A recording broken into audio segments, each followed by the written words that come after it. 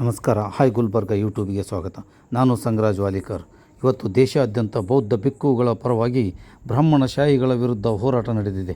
ಇವತ್ತು ಮಧ್ಯಪ್ರದೇಶದ ತುಂಬ ಬೌದ್ಧ ಸನ್ಯಾಸಿ ಭಿಕ್ಕುಗಳ ರಕ್ಷಣೆ ಹಾಗೂ ಬ್ರಾಹ್ಮಣರ ಹಿಡಿತದಲ್ಲಿರುವ ಬೌದ್ಧ ವಿಹಾರ ಬಗ್ಗೆಯೇ ಚರ್ಚೆ ಮಾಡುವಂತಾಗಿದೆ. ಬೌದ್ಧರ ಹಿಡಿತದಲ್ಲಿರುವ ಬೌದ್ಧ ವಿಹಾರವನ್ನು ಬೌದ್ಧರ ಕೈಗೆ ಒಪ್ಪಿಸುವಂತೆ ಹೋರಾಟ ನಡೆದಿದೆ. ಈ ದೇಶದ ಮನುವಾದಿ ಮೀಡಿಯಾಗಳು ಮಾತ್ರ ಒಂದೇ ಒಂದು ಸುದ್ದಿಯೂ ತೋರಿಸುತ್ತಿಲ್ಲ. ಯಾಕೆ? ಬೌದ್ಧ ಉಪವಾಸ ಸುಮಾರು ಈ ದೇಶದೊಳಗಿದ್ದಂಥ ಅಶೋಕ್ ಸಾಮ್ರಾಟ ಕಾಲದ ಸುಮಾರು 84 ಬುದ್ಧ ವಿಹಾರಗಳು ಇದ್ವಲ್ಲ. 84,000 ವಿಹಾರಗಳಲ್ಲಿ ಖಾಲಿ ಉಳಿದದ್ದು ಒಂದೇ ಒಂದು ಬುದ್ಧ ವಿಹಾರದೊಳಗೆ ಏನು ಬೋಧಗದ ಒಂದೇ ಬುದ್ಧ ವಿಹಾರ ಉಳಿದದ.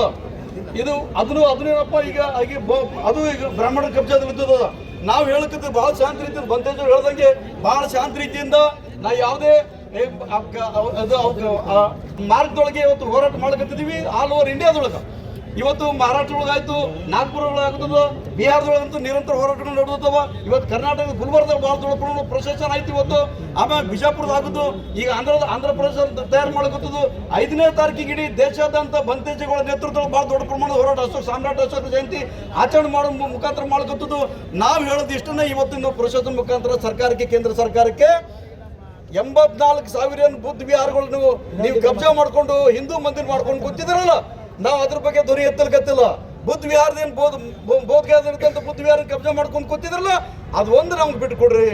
ಬೇರೆ ಏನು 85 ಕೇದಾರ್ನಾಥ್, ಬದ್ರಿನಾಥ್, ಸೋಮನಾಥ್, ಏನಪ್ಪ ಬಾಲಾಜಿ, ತಿರುಪತಿ ಬಾಲಾಜಿ ಗಿಲಾಜ್, ಅದಕ್ಕೆ ನಾವು ಕೈ ಹಚ್ಚಿಲ್ಲ. ನಾವು ಅದಕ್ಕೆ ಅವಕಾಶ ಮಾಡಿಕೊಡ್ಬೇಡ್ರಿ ಕೇಂದ್ರ ಸರ್ಕಾರದವರು. ಯಾಕೆಂದ್ರೆ ಆರ್ಕಿಯಾಲಜಿಕಲ್ ಡಿಪಾರ್ಟ್ಮೆಂಟ್ ಬಂದದ್ದು ಕೇಂದ್ರ ಸರ್ಕಾರ ಸಂಬಂಧಪಟ್ಟದು.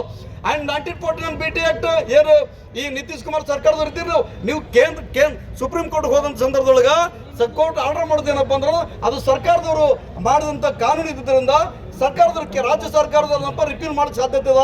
ಅದಕ್ಕೆ ನಾವೇನಪ್ಪ ಕೋರ್ಟ್ನವ್ರು ಏನು ಮಾಡೋಕ್ಕಾಗಲ್ಲ ಅಂತ ಹೇಳ್ತದ.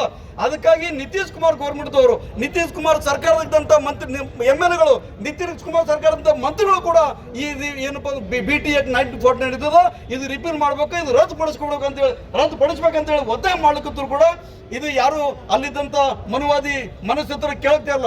ಪಾರ್ಲಿಮೆಂಟ್ ಹೌಸ್ನ ಕೂಡ ಅನೇಕ ಜನಗಳು ಇದ್ರ ಬಗ್ಗೆ BT ಆಕ್ಟ್ ಬಗ್ಗೆ ಚರ್ಚೆ ಮಾಡೋದು, ಚಂದ್ರಶೇಖರ್ ಆಜಾದ್ ಬಹಳ ದೊಡ್ಡ ಪ್ರಮಾಣ ವಿರೋಧ ಮಾಡೋದು. ಇವತ್ತು ಕೇಂದ್ರ ಸರ್ಕಾರದೊಳಗೆ ಕೇಂದ್ರ ಪಾರ್ಲಿಮೆಂಟ್ ಹೌಸ್ಗಳು ಆಗ್ಲಿಕ್ಕತ್ತದ. ಎಲ್ಲ ರಾಜ್ಯ ಸರ್ಕಾರದವರು ಕೂಡ ಕೇಂದ್ರ ಸರ್ಕಾರ ಒತ್ತಾಯ ಮಾಡ್ಲಿಕ್ಕತ್ತದ. ಅದೇ ರೀತಿ ಕರ್ನಾಟಕ ಸರ್ಕಾರದವರು ಕೂಡ ನೀವು ಈ BT ಆಕ್ಟ್ ಬಗ್ಗೆ ಧ್ವನಿ ಎತ್ತಬೇಕು, ಕೇಂದ್ರ ಸರ್ಕಾರದ ಮೇಲೆ ಒತ್ತಡ ಹೇರ್ಬೇಕಂತ ತಿಳ್ಕೊಂಡು ನಾವು ಈ ಮೂಲಕ ಆಗ್ರಹ ಪಡಿಸೋದ್ರ ಜೊತೆಗೆ ಇವತ್ತು ರಾಷ್ಟ್ರಪತಿಗಳಿಗೆ, ಪ್ರಧಾನಮಂತ್ರಿಗಳಿಗೆ, ಬಿಹಾರದ ಮುಖ್ಯಮಂತ್ರಿಗಳಿಗೆ, ಬಿಹಾರದ ಗವರ್ನರ್ಗಳಿಗೆ ಮನವಿ ಪತ್ರ ಸಲ್ಲಿಸ್ತಾ ಇದ್ದೀವಿ. ಇದ್ರ ಜೊತೆ ಮೊನ್ನೆ ಏನಪ್ಪ ಅಂದ್ರೆ ಕೇಂದ್ರ ಮಂತ್ರಿ ಅಡ್ವಾಣಿ ಸಾಹೇಬರು ಕೂಡ ಅಲ್ಲಿನ ಗವರ್ನರ್ ಜೊತೆ ಮಾತಾಡೋದು ಅಂಡ್ ಅಲ್ಲಿ ನಿತೀಶ್ ಕುಮಾರ್ ಜೊತೆ ಚರ್ಚೆ ಮಾಡಿ ಈ BT ಆಕ್ಟ್ ಬಗ್ಗೆ ಆದಷ್ಟು ಶೀಘ್ರ ಇತ್ಯರ್ಥಪಡಿಸಿ ಅಂತೇಳಿ. ನೀವೆಷ್ಟು ಲೇಟ್ ಮಾಡ್ತೀರಿ ಅಷ್ಟು ಹೋರಾಟ ತೀವ್ರ ಆಗ್ತದೆ ದೇಶದೊಳಗೆ. ಈ ಎಲ್ಲ ಬಹುಜನರು ಜಾಗೃತ ಆಗೋದು. ಸಮಸ್ತ ಬಹುಜನರಿಗೆ ಪವಿತ್ರವಾದ ಸ್ಥಳ ಇದ್ದದ. ಅದು ಯಾವುದೇ ಕಾರಣಕ್ಕೂ ನಾವು ಬೇರೆಯವ್ರಿಗೆ ಅವಕಾಶ ಮಾಡಿ ಕೊಡೋದಿಲ್ಲ. ಇಷ್ಟು ದಿನ ಬುದ್ಧನ ಸೇವೆ ಲೂಟಿ ಮಾಡಿದ್ರೆ ಅದು ಬುದ್ಧರಿಗೆ ಬಿಟ್ಟು ಕೊಡ್ಬೇಕಂತೇಳಿ ಹೋರಾಟ ನಮ್ದು ಇದ್ದದ.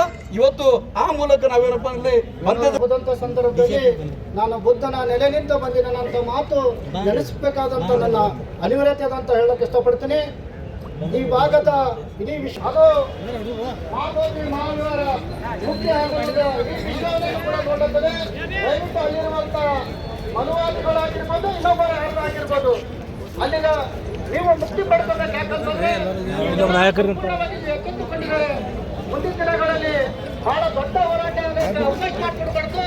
ನಾನು ಕಳಕಳಿ ವಿನಂತಿ ಮಾಡ್ತೀನಿ ದೇಶದ ಪ್ರಧಾನಮಂತ್ರಿಗಳಾಗಿರ್ಬೋದು ಮತ್ತು ಬಿಹಾರದ ಮುಖ್ಯಮಂತ್ರಿ ಆಗಿರ್ಬೋದು, ನಮ್ಮೆಲ್ಲರಿಗೂ ಕೂಡ ಈ ವೇದಿಕೆ ಮುಖಾಂತರ ಒತ್ತಾಯ ಮಾಡ್ತಿದ್ದೀನಿ. ದಯವಿಟ್ಟು ನಿನ್ನೆ ಮೊನ್ನೆದಲ್ಲ, ಈಗಾಗಲೇ ನಮ್ಮೆಲ್ಲ ಸ್ನೇಹಿತರು ಹೇಳ್ದಂಗ ಇದು 14ನೇ ಶತಮಾನದಿಂದ ನಡೀತಕ್ಕಂಥ ಹೋರಾಟ.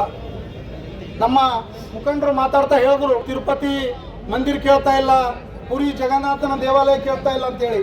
ಪುರಿ ಜಗನ್ನಾಥ ಕೂಡ ದೇವಾಲಯ ಇದೆಯಲ್ಲ, ಅದು ಕೂಡ ಬೌದ್ಧ ವಿಹಾರ.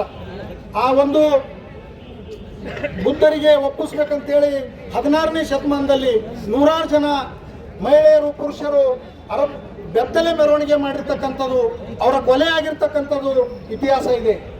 ಡಾಕ್ಟರ್ ಸೌರಭ್ ದುಬೆ, ಡಾಕ್ಟರ್ ಇತೀಶ್ ಬ್ಯಾನರ್ಜಿ ಅಂತಕ್ಕಂಥ ಡೆಲ್ಲಿ ಯೂನಿವರ್ಸಿಟಿಯಲ್ಲಿ ಭಾರತದಲ್ಲಿ ಅಸ್ಪೃಶ್ಯರ ಧಾರ್ಮಿಕ ದಂಗೆಯ ಅಧ್ಯಯನಗಳು ಅಂತಕ್ಕಂಥ ಒಂದು ರಿಸರ್ಚನ್ನು ಮಾಡಿದ್ದಾರೆ.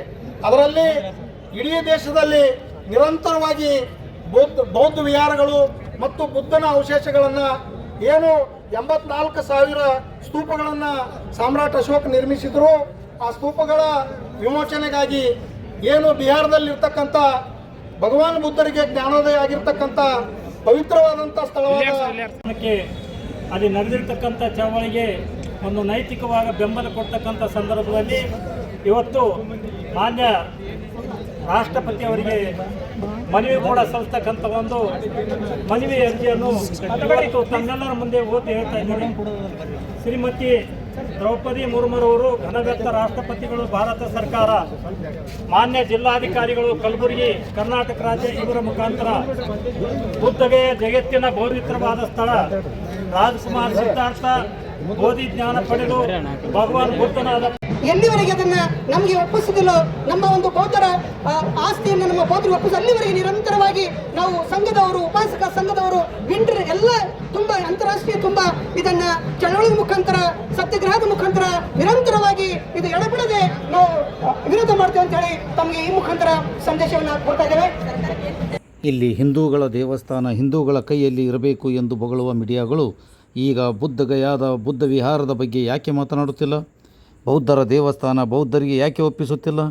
ಈ ಬ್ರಾಹ್ಮಣ ಪೂಜಾರಿಗಳು ಬೌದ್ಧರ ವಿಹಾರ ಬಿಟ್ಟುಕೊಡಲು ಯಾಕೆ ಹಠ ಮಾಡುತ್ತಿದ್ದಾರೆ? ಬಿಟ್ಟುಕೊಡಲಿ.